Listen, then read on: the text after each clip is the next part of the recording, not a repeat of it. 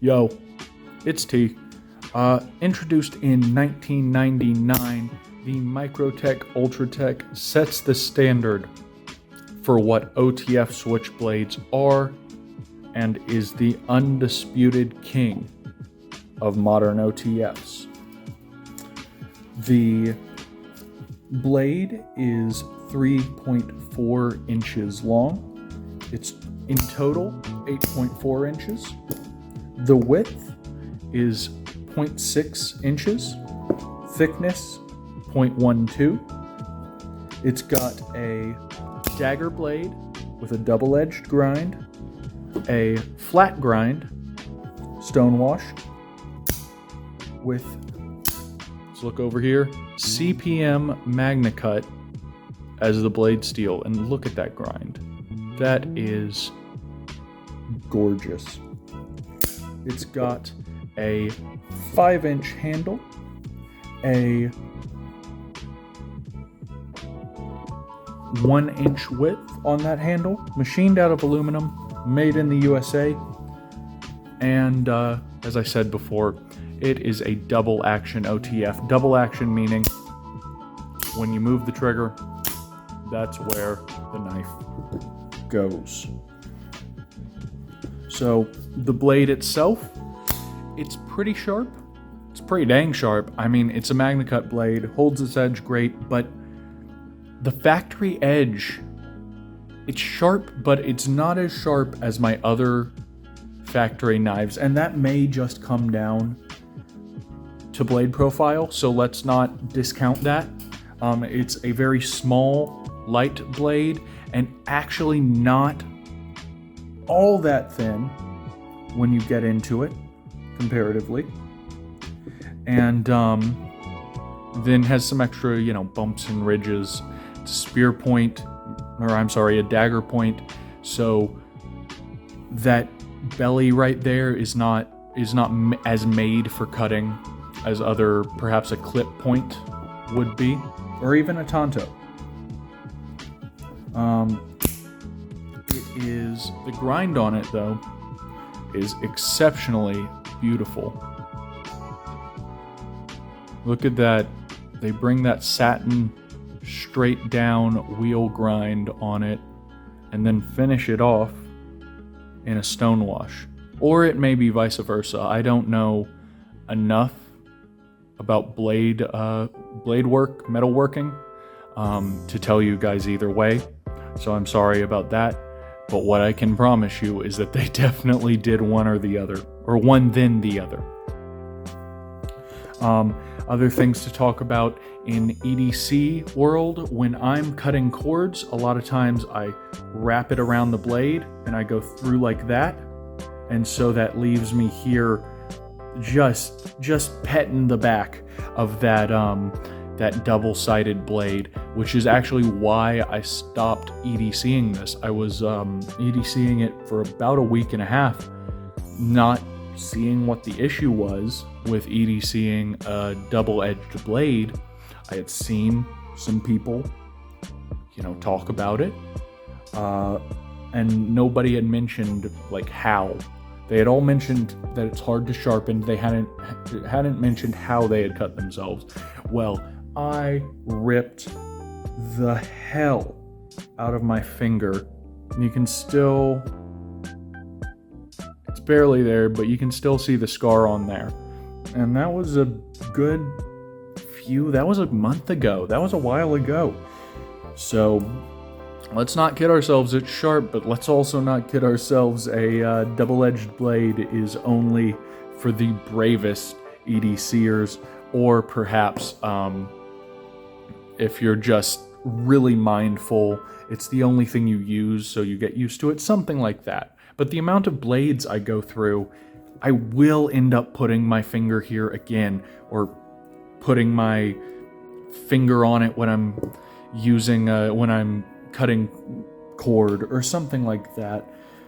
So that's a bit of a pain, and now it's kind of my safe queen, quote unquote basic Microtech And eventually I want to get a Hellhound Tonto and maybe a UTX 85 and a UTX 70, UTX 80, UTX 75. A couple of those models. They're really cool. I really liked the 85% model, but I did want something kind of tactical when I bought it, and the smaller models just don't feel as tactical personally. I like a big knife.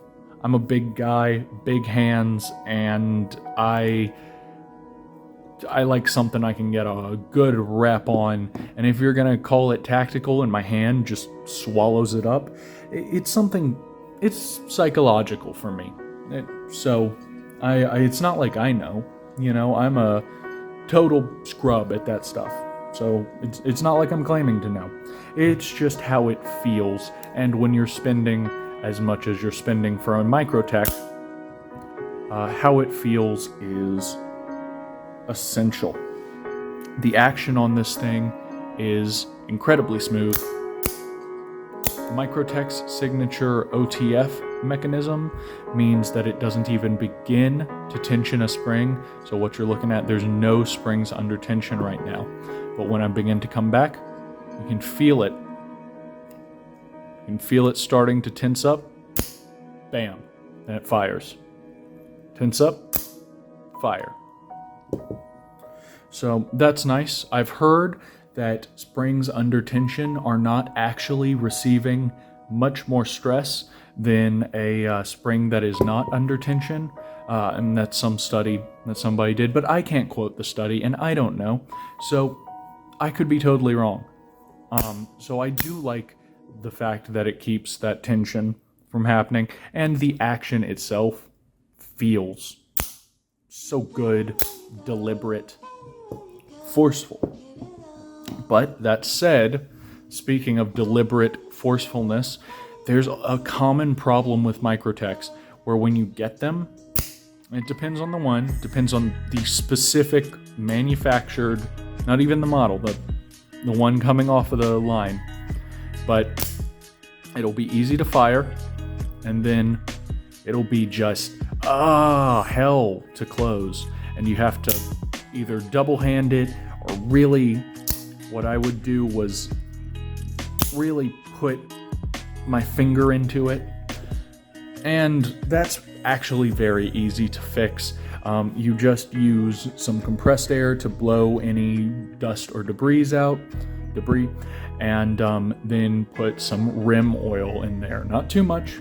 And some people may be saying, rim oil, what the hell? But that's what Microtech tells you to do.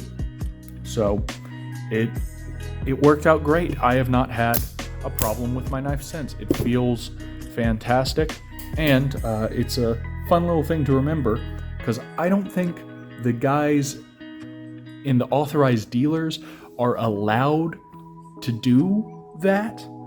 So a lot of times you'll see places, or at least I'm thinking of one place, where they're selling this awesome Combat Troodon for a nice little 15% discount, and there's nothing wrong with it. It just hasn't sold, and really is not a favorable seller because it has that stick. So everybody coming in to look for a Microtech for the first time is like, I don't want that, man. So just keep that in mind. There are a few little issues, and as somebody said, can you imagine the calluses on the quality control guy's fingers? It could be King Arthur's sword in the stone itself, and he would be flicking away on that thing, just not feeling a dang thing.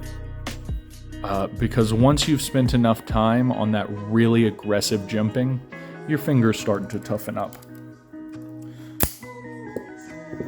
The handle is constructed out of aircraft titanium.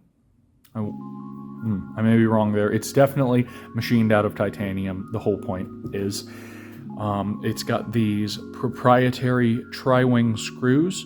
You used to only be able to buy a tool for it from Microtech. Now you can get some clones of that. It used to be where opening this knife up would void the warranty. Now, if I am correct, that is not the case, though as always, double check their warranty before you do any work. Aluminum, my biggest problem with it as a handle is it is a little soft. As you can see from this nick, I just dropped it and bing bong boom. Nick, not a weekend.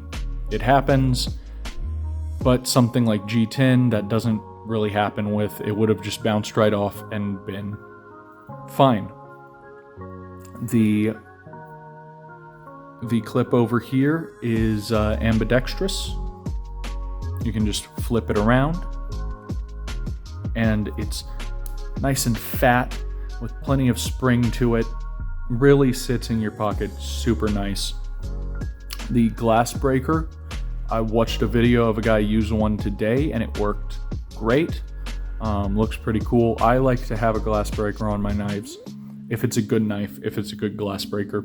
It's nice to have some search and rescue functions on there as well. Ergonomically, it feels very good.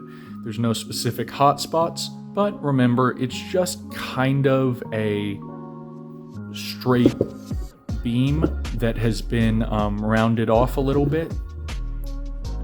Feels excellent in the hand, but it's still just straight. So it can't melt into your hand like something that would curve to your hand itself would. A thing that people have to remember about switchblades their first time they get them, almost every switchblade model is not centered. So as you can see, there's one side of the blade that is thicker than the other side over here. See? So that's something to keep in mind if that kind of symmetry really starts to tick your OCD or something like that. Just keep it in mind, because you may want to just go bonkers, go bananas, get the Hawk deadlock. Oh, speaking of Hawk deadlock and the problem they solved, I think that they're straight out of the middle. Don't quote me, go look it up.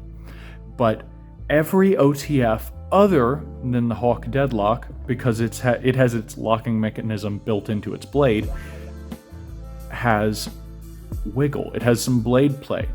And blade play is the nightmare of every folding knife enthusiast.